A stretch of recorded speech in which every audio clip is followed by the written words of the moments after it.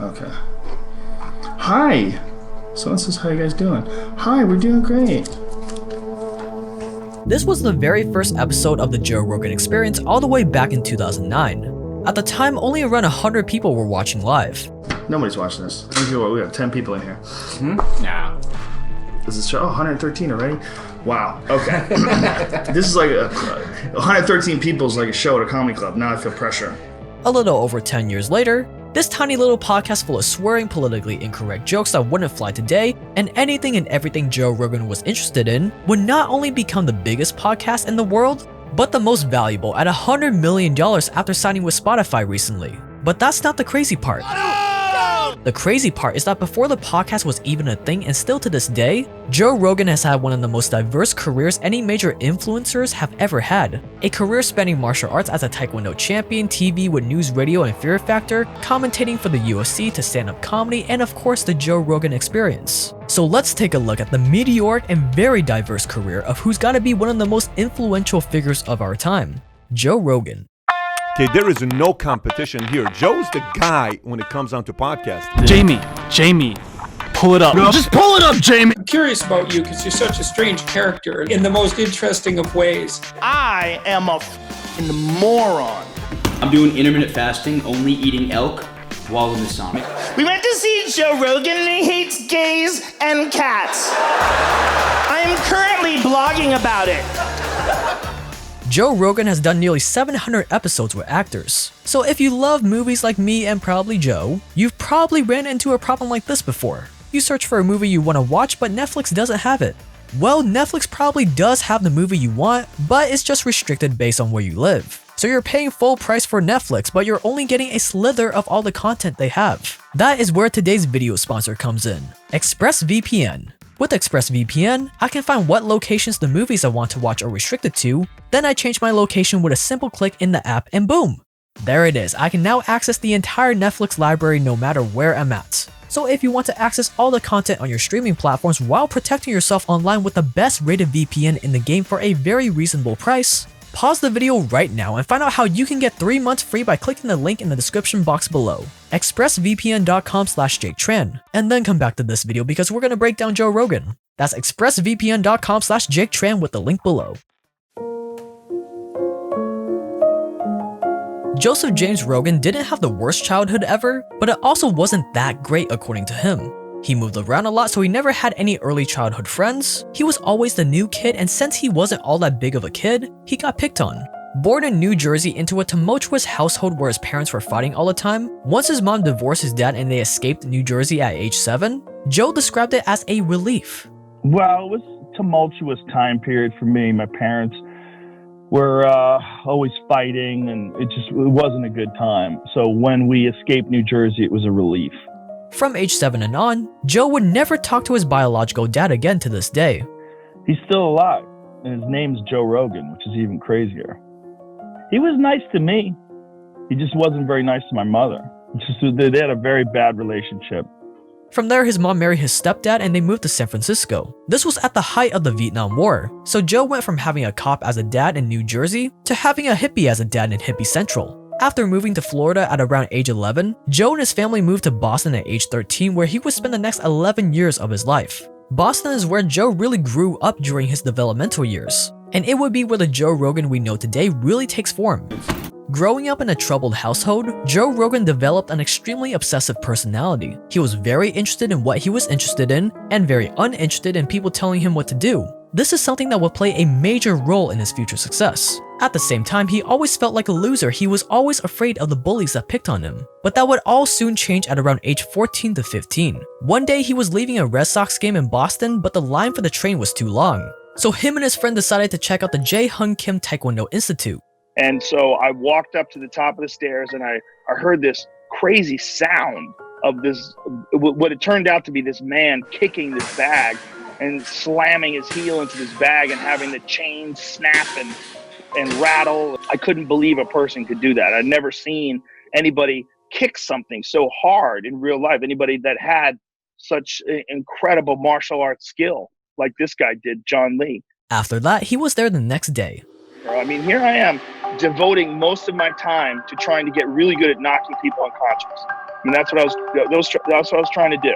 I was trying to separate people from their consciousness. I was doing my best every day to get good at that. This was the first thing in Joe's life where he didn't feel like a loser. Joe's obsessiveness was 100% directed at training and fighting. What do you think it is about you that enables you to zero in on something like that to the exclusion of everything else?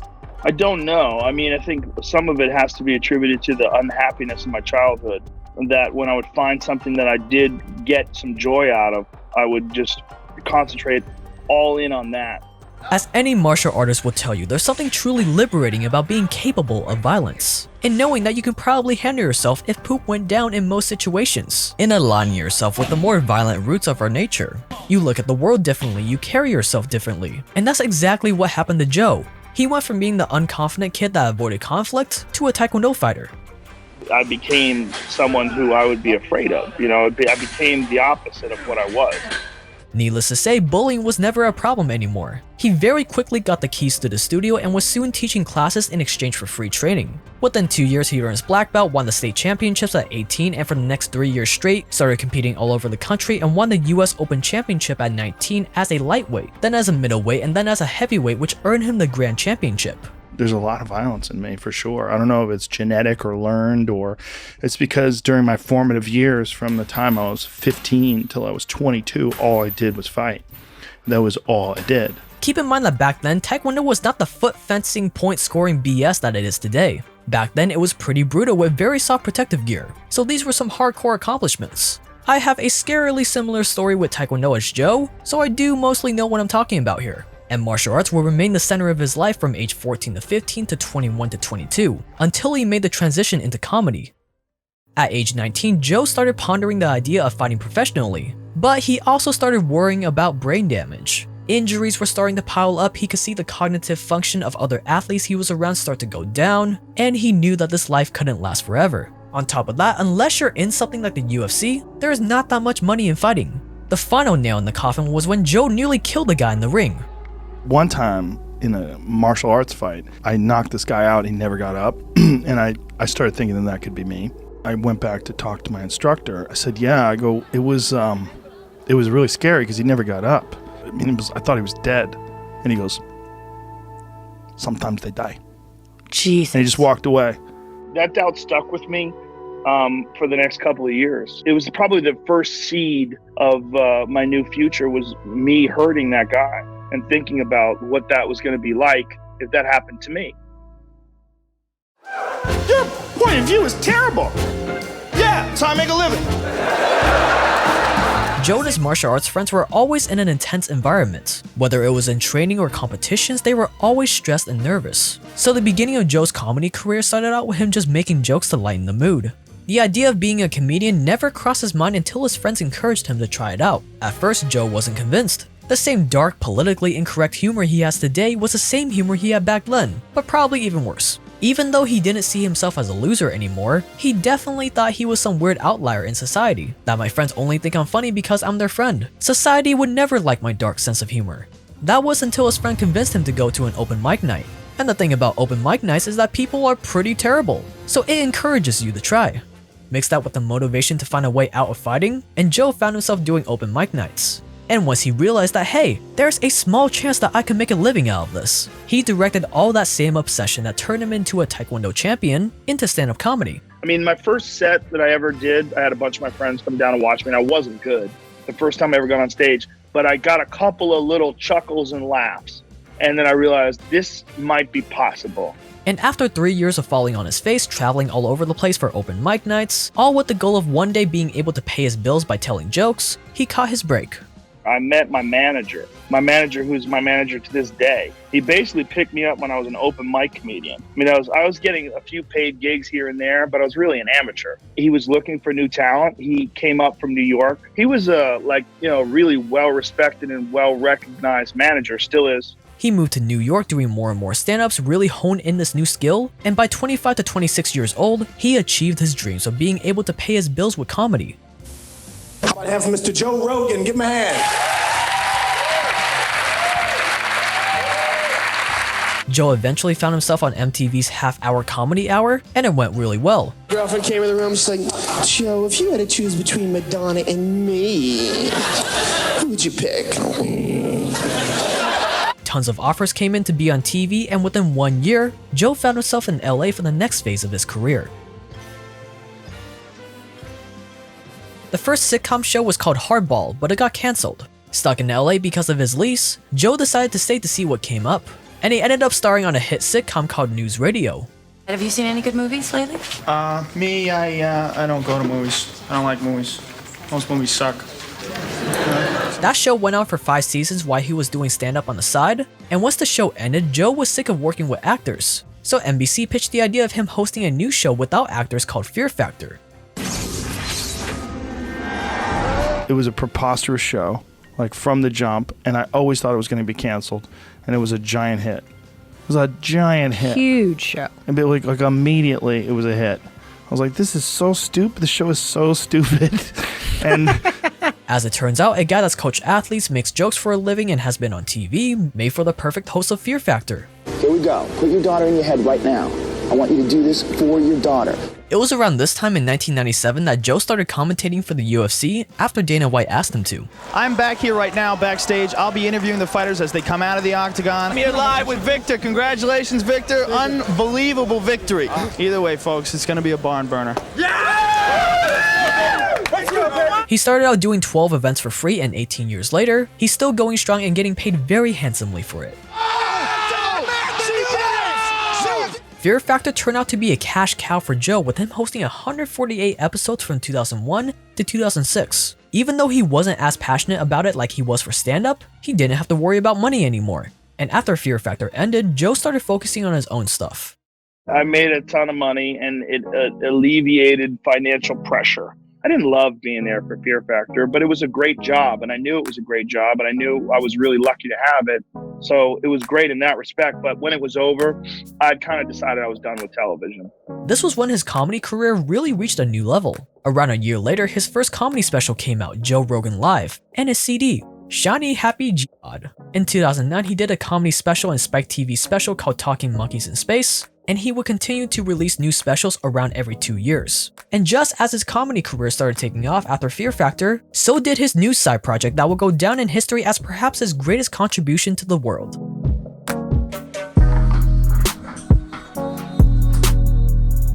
Hello, world. The first episode of the Joe Rogan Experience aired on December 2009. Like many things Joe did, it started out just for fun. Video and sound are okay, but the snowflakes are annoying. Does everybody feel like the snowflakes are annoying? Is it just one dude that's kind of, anal? And remember, podcasts are just starting to get mainstream right now. Way back in 2009, the idea of a 3-hour-long podcast of people just talking was just as fringe as it gets. What started out as Joe just bantering with comedian friends eventually became a weekly thing. Then they got it on iTunes. It took years before it made any money, and eventually it evolved into what it is today, where Joe basically talks to anyone he finds interesting. But the podcast sort of took on a life of its own. Which brings us to today, a little over 10 years later. JRE now spans across the globe with over 1,500 episodes. It looks to me like the podcast YouTube world has even more impact in places where the press is not very reliable. And so everybody knew about our interviews and our podcasts. And so I was stopped in Slovenia constantly, that was a real shock too. The JRE Clips channel was started back in 2017, and today the podcast has some truly incomprehensible numbers. The last time we talked, I think you were getting something approximately 100 million downloads a month on your podcast. What are your figures, if you don't mind? What are your figures? Double that. Yeah, Jesus crazy. Christ. I try to pay as little attention to the numbers as possible and just concentrate on doing the show. I think if I pay attention to it too much, I might lose my mind. Back in the cable TV days, the gatekeepers just assumed that people weren't smart enough to want to listen to deep conversations for a few hours. They were limited by airtime, ads, etc. Start recording. Bam! It's happening right now. So not only did Joe stumble across this incredible unmet need for long-form conversations at the very beginning of its inception, not only is he a genuinely curious person that is able to really listen to his guests, Joe also did what he does best. He leans into what makes him weird. Joe has always been himself since episode 1. And I've been guilty of it myself, like I used to really be into UFOs and all kinds of stuff like that until I kind of realized like what I'm into is the unknown. I have a love-hate relationship with conspiracies. I love some of them are fascinating, some of them I'm like, okay, what the fuck happened there? And then some of them I'm like, I can't do this anymore. Joe landed the $100 million Spotify deal back in May 2020 and moved to Austin, Texas shortly after. He said it was because he wanted a place with more freedom in general, which is true. I just want to go somewhere in the center of the country, somewhere it's easier to travel to both places, and somewhere where you have a little bit more freedom. But let's be honest, California taxes on that $100 million was probably pretty high on the list. After the deal, Joe said he kind of feels like one of them now. I'm not a regular person anymore. Now I'm like some famous rich guy. Yeah. So you go from being a regular person to a famous rich guy that's out of touch. So what's next for Joe Rogan? Right now he's married, has 3 daughters, and he says he loves what he's doing and just aims to continue improving the podcast, his stand-up comedy, and his other projects like his fitness and supplement company on it. I'd like to continue doing what I'm doing. I'm very happy that people enjoy the show. I'm very, very happy that it's affecting people in a positive way. I mean, I'm very, very happy with my career and family life. I couldn't be happier. So I just like to keep doing what I'm doing. I don't have any crazy aspirations other than continuing to get better at everything that I try to work at. So what can we take away from Joe? Well, a lot. But I want to offer something that you're probably not going to hear from many other places. The key to genius, to being a genius, to doing something great like Joe, is the ability to connect different disciplines together. Think about it, today's world pounds us with the idea of how a jack of all trades is a master of none. And yet, Joe Rogan doesn't specialize in just one thing. No, he's got experience in a bunch of different disciplines. Martial arts, comedy, long-form conversations, hunting, psychedelics, and combines all of this into his untouchable empire. In fact, if you look at all the great innovators throughout history, you'll see the same thing. Leonardo da Vinci saw beauty in both art and engineering, and his ability to combine them was what made him a genius.